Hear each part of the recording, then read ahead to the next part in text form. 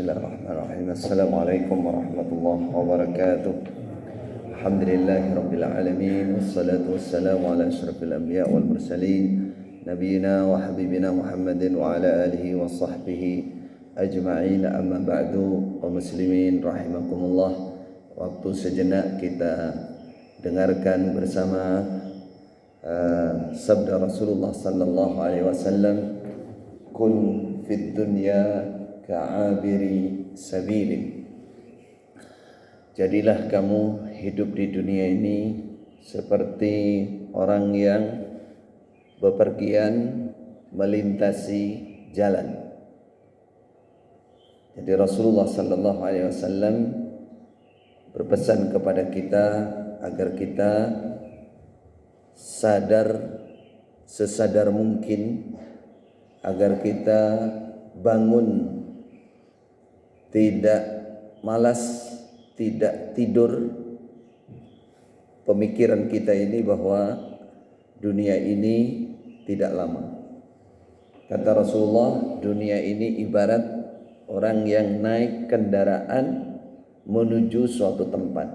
Tujuan utamanya yang akan ditinggali itu adalah namanya akhirat. Ada satu gambaran saya dengar dari salah satu guru saya di Masjidil Haram atau di Mekah sana. Ada orang naik mobil yang besar, mobilnya bagus, dia naik bersama istri dan semua anak-anaknya. Di dalam mobil itu sudah disiapkan segala sesuatunya untuk perbekalan. Ya, mobilnya bagus, besar, semua perbekalan sudah ada di situ, makanan, minuman, ya, bahkan tempat tidur. Model sekarang ada mobil besar untuk keluarga, nah, sudah lengkap semuanya. Lalu mereka bepergian, pergi bersama-sama, senang bersama anak istri, bersama keluarga dekat, semua ada di situ. Dalam perjalanan mereka berjalan, ada orang berdiri di pinggir jalan dengan membawa perbekalan yang sangat mahal, sangat banyak. Dia stop itu mobil, ditanya, "Anda siapa? Kenapa mau naik kendaraan ini?" Kata dia, "Anad dunya." Aku adalah dunia. Aku adalah keduniaan. Aku ingin ikut kendaraan Anda. Kalau saya ikut, maka Anda akan lebih terjamin hidup Anda. Dia membawa harta yang segitu banyak, miliaran atau bahkan triliunan. Dia bawa tempat kardus-kardus uang-uang yang banyak sekali.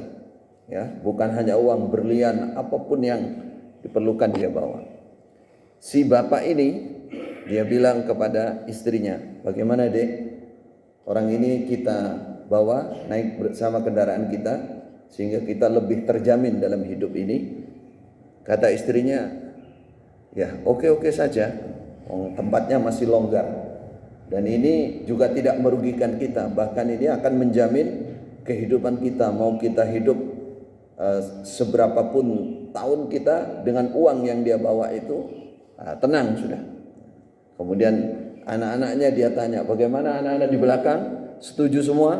Kata anak-anaknya, "Kami setuju, karena ini yang kita bawa akan lebih menguntungkan bagi kami, tidak merepotkan. Dia bawa uang banyak." Setuju mereka sehingga orang ini dinaikkan. Lalu berjalan lagi. Dalam satu perjalanan ada orang berdiri di pinggir jalan lagi. Setelah dia stop mobil, dia tanya, "Anda siapa?" Kata bapaknya ini yang paling tua, ya, bapaknya. "Saya adalah al-mansib, anal mansib. Saya adalah pangkat. Saya adalah tahta. Kamu kalau bawa saya, kamu semua akan mendapatkan apa? Pangkat, tahta, kedudukan yang Anda butuhkan. Kamu, istrimu, anak-anakmu akan tercukupi semua."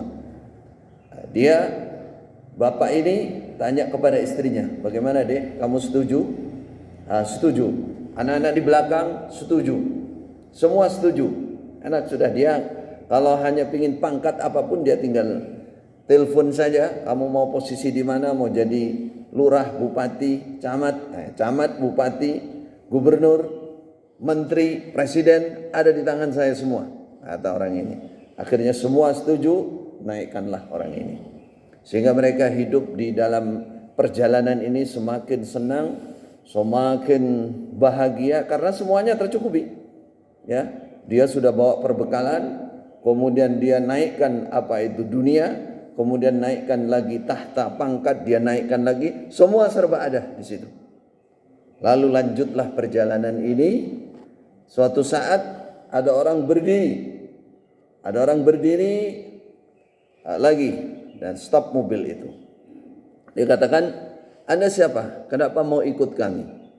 Kata dia, Ana din, saya agama. Dia bawa di kanan kirinya dibawa kitab, dia bawa sajadah, dia bawa tasbih kalau sekarang ibaratnya untuk zikir. Dia bawa kitab, dia bawa Quran, dia bawa hadis, dia bawa ini. Kata dia, kalau Anda memuat saya, Anda akan terselamatkan karena saya adalah agama. Akhirnya dia tanya istrinya, apa kata istrinya? Jangan memuat orang ini agama, ini menyusahkan kita. Dalam kendaraan ini kita sudah tenang, kita bisa senang-senang, kita bisa joget-joget, kita bisa. Nanti kalau agama ini dinaikkan ribet ini nanti. Kita suruh sholat lah, kita suruh zikir lah, kita suruh ngaji lah, kita suruh macam-macam, merepotkan kita ini. Nah, tidak setuju si istri. Nah, lalu dia lihat anak-anaknya yang lagi senang-senang di belakang. Yang minum, yang apa. Dia tanya, bagaimana anak-anak ini kita naikkan apa tidak? Ini adalah agama. Kata anak-anaknya, kami sudah kadung senang. Kami anak muda, waktunya bersenang-senang. Nggak ada bangun sholat subuh, nggak ada ngaji, nggak ada apa, kami nggak mau. Akhirnya yang namanya agama ini dia tinggalkan, jalan lagi. Dalam perjalanan agak jauh lagi, ada orang berdiri lagi. Orang ini beda dengan tiga yang pertama. Orangnya besar, tinggi besar, hitam menakutkan. Ya, pandangannya ini ibarat api. Ya. Dia tidak hanya nyetop seperti biasa. Kalau tadi kan berdiri pinggir jalan. Kalau ini enggak, dia robohkan pohon besar sehingga mobil ini tidak bisa lanjut perjalanannya, harus berhenti. Dan dia bentak orang semua yang ada di situ, berhenti, buka pintu. Setelah ditanya, Anda siapa? Kata si bapak ini, Anal maut, saya adalah kematian. Kamu harus turun. Ya, kata si bapak, hanya saya. Iya, kamu, waktunya turun kamu. Waktunya turun, gak boleh terus. Dia lirik istrinya, dia tanya, bagaimana dengan istri saya? Tidak, belum waktunya, nanti dia di depan. Kata istri, bagaimana dek, kamu ikut saya? Janganlah mas, kalau urusan ini janganlah mas. Kamu aja yang turun, tak doakan pengampunan mas. Nah, akhirnya apa? Dia tanya, bagaimana anak-anak di belakang? Udah, Allah yarhamni. Ya abi, semoga Allah menyayangi kamu. Ini saya nggak bisa ikut kan, kalau dalam usaha kami lagi senang-senang. Ya sudahlah, abi turun sendiri. Akhirnya dipaksa dia turun oleh yang namanya kematian. Anal maut, saya kematian. Nggak bisa nolak dia. Kemudian mereka lanjutkan perjalanan. Dalam perjalanan itu ternyata si anak istri ya sebentar sudah lupa dengan suaminya, dengan anak-anaknya, lupa dengan bapaknya. Mereka bersenang-senang. Itulah gambaran kehidupan dunia. Orang kalau sudah pada waktunya datang tidak akan bisa menolak. Idza ja'a ajaluhum la yastakhiruna sa'atan wala yastaqdimun. Dia mau kembali lagi tadi ketika maut sudah datang, dia bilang, saya tidak punya perbekalan, saya akan kembali lagi ke orang yang ngaku dunia tadi. Dia bilang, jangan, tidak ada waktu kembali ini, kamu harus turun. Itulah kematian Bapak Ibu. Kalau sudah datang tidak akan ada yang bisa menolaknya. Kalau sudah datang dunia, pangkat, apa tadi yang dibawa? anak, istri, semua ditinggalkan. Semua tidak ada yang bisa membela. Semua tidak ada yang membela dan mereka ditinggalkan akan senang-senang dengan sendirinya. Mereka kalau tidak paham agama, mereka sudah nolak agama. Mereka tidak punya bekal untuk menghormati yang sudah mati, untuk mendoakan yang sudah mati, untuk melanjutkan perjuangan yang sudah mati. Bahkan harta yang ditinggalkan mereka gunakan untuk berfoya-foya, untuk bersenang-senang, jauh dari Allah. Tidak jadi jariah apapun bagi kita. Mereka juga tidak mengambil peringatan ya dari kematian bapaknya. Dia diseret oleh maut, seharusnya dia ngambil peringatan. Saya akan diseret juga pada waktunya nanti dan saya tidak akan bisa kembali kepada keluarga saya, harta saya, pangkat saya, semua akan ditinggalkan.